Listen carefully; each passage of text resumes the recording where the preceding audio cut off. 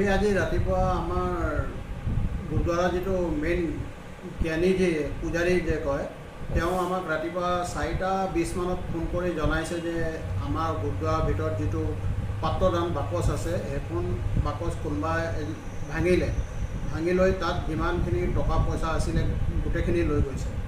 তাৰপিছত আমি গুৰুদ্বাৰত আহি লৈ গোটেই আমাৰ কমিটিৰ মানুহ আহি আমি ইনভেষ্টিগেট কৰিলোঁ, দেখিলোঁ যে তাত তলা দুটা ভাঙিব নোৱাৰিলে, তলত যিটো ক্লেম্প থাকে সেইকেইটা ভাঙি লৈ গোটেই তাত যিমানখিনি দান বাকচত যিমানখিনি পইচা আছিলে চবখিনি বেডশ্বীট এটাত ভৰাই লৈ গ'ল।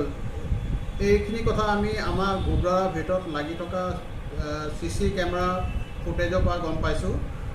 সৰু ল'ৰা এটা নিচিনাই লাগিছে, প্ৰায় মানে 5.5 ফুটমান হাইট হ'ব।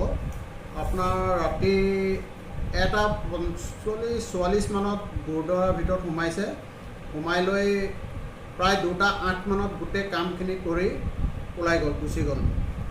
আমি ইতিমধ্যে যোৰহাট সদৰ থানাত ৰিপৰ্ট দিলোঁ, আমাৰ ছেক্ৰেটাৰী ছাৰো দিলে। গৈ পেলাই এতিয়া তাহাঁতি OC ছাৰে ইনভেষ্টিগেট কৰি আছে। ৰাতিপুৱা ডগ স্কোৱাডো আহিছিলে, ডগ লৈ গোটেই ইনভেষ্টিগেট কৰি আছে। আমি আশা কৰিছোঁ সোনকালে যাতে চোৰটো ধৰা পৰে।